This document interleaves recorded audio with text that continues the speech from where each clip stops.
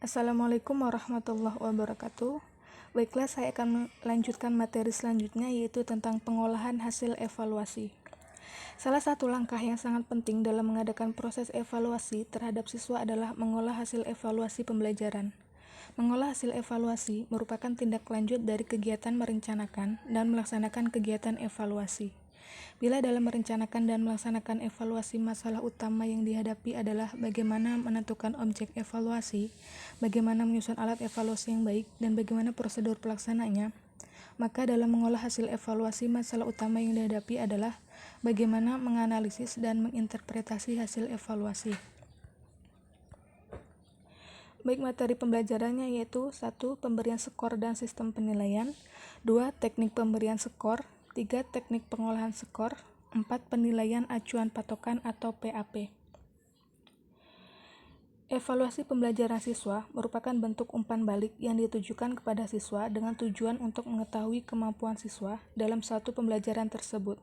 Dengan kata lain, mengevaluasi berarti melakukan pembelajaran, mengukur kemampuan siswa, menskor kemampuan siswa, mengolah skor, dan menafsirkan skor hasil penilaian tersebut. Evaluasi pembelajaran merupakan bagian penting dalam proses belajar mengajar. Hal ini menjadi penting sebab dengan adanya evaluasi dapat mengetahui kelemahan-kelemahan dan kekurangan serta perkembangan proses belajar mengajar, dan masih banyak hal lain yang berhubungan dengan pentingnya dan tujuan evaluasi. Dapat dikatakan bahwa semakin baik atau semakin buruknya sebuah pembelajaran sangat ditentukan oleh proses pengevaluasinya. Baik, selanjutnya tentang pemberian skor dan sistem penilaian. Secara umum, ada dua kegiatan utama yang perlu dilaksanakan dalam mengolah hasil evaluasi, yaitu mengadakan penyekoran atau scoring dan memberikan nilai atau grading. Pada hakikatnya, mengadakan penyekoran atau memberikan skor adalah mengadakan kuantifikasi terhadap hasil pekerjaan siswa. Dengan kata lain, mengadakan penyekoran adalah proses mengubah jawaban siswa menjadi angka-angka. Sedangkan memberikan nilai adalah proses menerjemahkan skor hasil tes yang telah dikonversikan ke dalam klasifikasi evaluatif berdasarkan norma atau kriteria tertentu. Penilaian adalah angka pada hasil pensekoran yang diubah menggunakan acuan tertentu berupa acuan norma atau acuan standar. Menurut Zainal Arifin 2006, dalam mengolah data hasil tes ada 4 langkah pokok yang harus ditempuh. Pertama, menskor, yaitu memberi skor pada hasil tes yang dapat dicapai oleh peserta didik. Untuk memperoleh skor mentah diperlukan 3 jenis alat bantu, yaitu kunci jawaban, kunci scoring, dan pedoman konversi. Kedua, mengubah skor mentah menjadi skor standar sesuai dengan norma tertentu. Ketiga, mengkonversikan skor standar ke dalam nilai, baik dalam bentuk huruf ataupun angka. Keempat, melakukan analisis soal jika diperlukan untuk mengetahui derajat validitas dan reliabilitas soal, tingkat kesukaran soal, dan daya pembeda.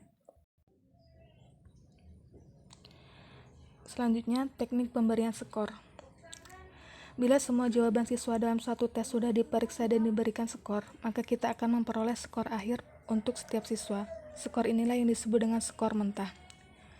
Menurut Wiono dan Sunarni, langkah pertama yang perlu dilakukan dalam mengolah hasil evaluasi adalah mengadakan penyekoran terhadap jawaban siswa.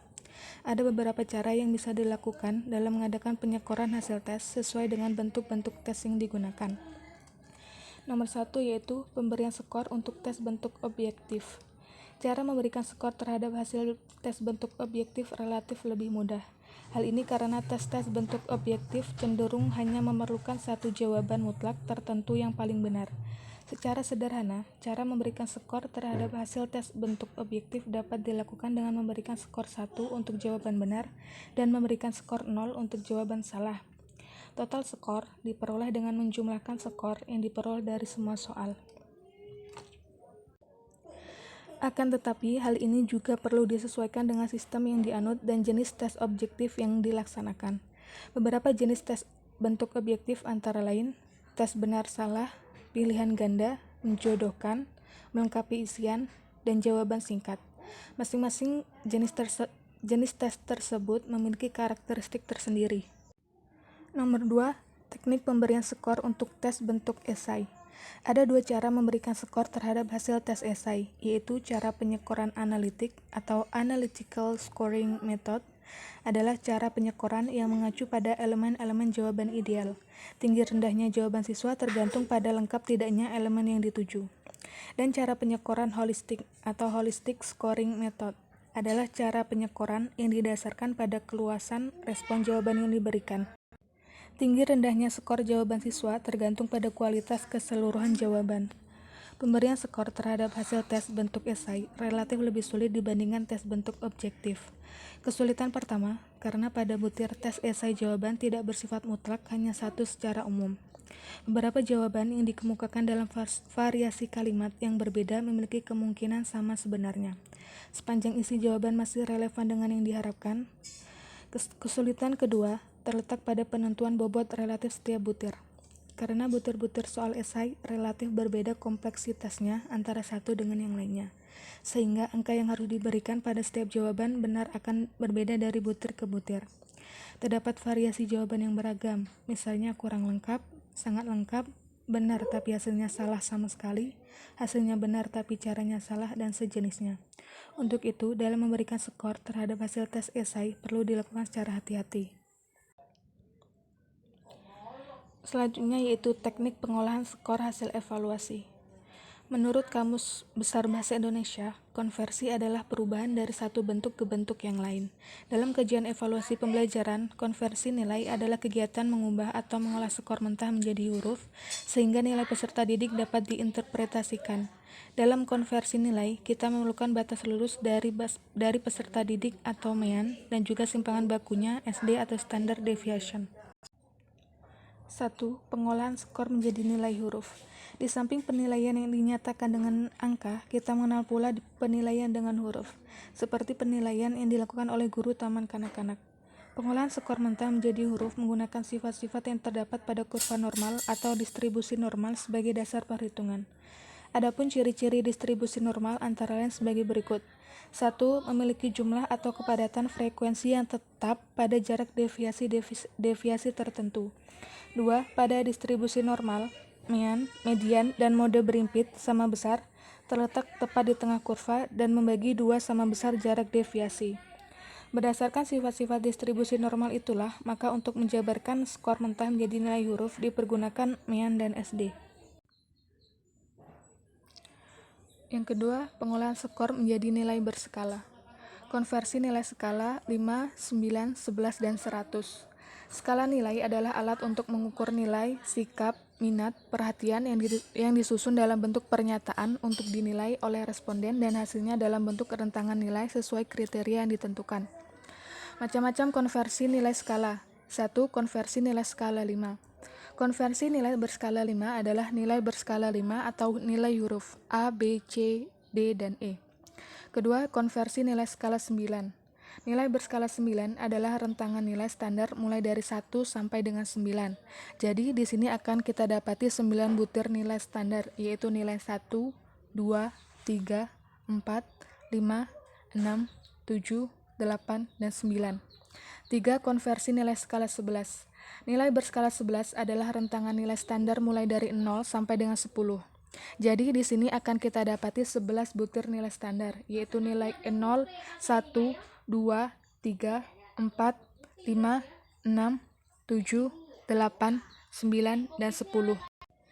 Di Indonesia, nilai standar berskala 11 ini umumnya digunakan pada lembaga pendidikan tingkat dasar dan tingkat menengah. Keempat, konversi nilai skala 100. Pedoman konversi untuk skala 100 dapat digunakan jenjang persentil. Selanjutnya yaitu penilaian acuan patokan atau PAP. Penilaian acuan patokan adalah pendekatan penilaian yang membandingkan hasil pengukuran peserta didik dengan patokan atau batas lulus yang telah ditetapkan oleh pendidik.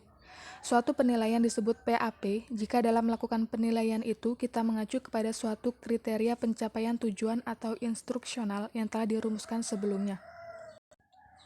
Ciri-ciri penilaian acuan patokan atau PAP adalah 1. Kelulusan seseorang ditentukan oleh satu patokan atau persyaratan tertentu, bukan ditentukan oleh ranking dalam kelompok tertentu. 2. Satu bentuk penilaian berbasis kompetensi. 3. Digunakan dalam belajar tuntas semua komponen standar atau tujuan pembelajaran atau tujuan instruksional dikuasai. Ketiga, siswa atau mahasiswa dinilai dengan kriteria yang telah ditentukan. Keempat, seringkali dihubungkan dengan penguasaan pembelajaran, misalnya lulus gagal dalam tes tertentu. Dan terakhir, mengenali apa yang diketahui dan dapat dilakukan siswa atau mahasiswa. Selanjutnya yaitu penilaian acuan norma atau PAN. Merupakan pendekatan klasik karena tampilan pencapaian hasil belajar siswa pada suatu tes dibandingkan dengan penampilan siswa lain yang mengikuti tes yang sama. Pengukuran ini digunakan sebagai metode pengukuran yang menggunakan prinsip belajar kompetitif. Nilai-nilai yang diperoleh siswa diperbandingkan dengan nilai-nilai siswa yang lain yang termasuk di dalam kelompok itu, atau bisa diartikan PAN ialah penilaian yang membandingkan hasil belajar siswa terhadap hasil dalam kelompoknya. Tes acuan norma dimaksudkan untuk mengetahui status peserta tes dalam hubungannya dengan performa atau keadaan kelompok peserta yang lain yang telah mengikuti tes. Ciri-ciri penilaian acuan norma atau PAN. 1. Tidak untuk menentukan kelulusan seseorang, tetapi untuk menentukan ranking siswa atau mahasiswa dalam kelompok tertentu. Kedua, untuk memetakan perbandingan siswa atau mahasiswa atau siswa dinilai dan diberi ranking antara satu dengan lainnya. Ketiga, menggarisbawahi perbedaan prestasi antar siswa atau mahasiswa. Dan terakhir, hanya mengandalkan nilai tunggal dan peringkat tunggal.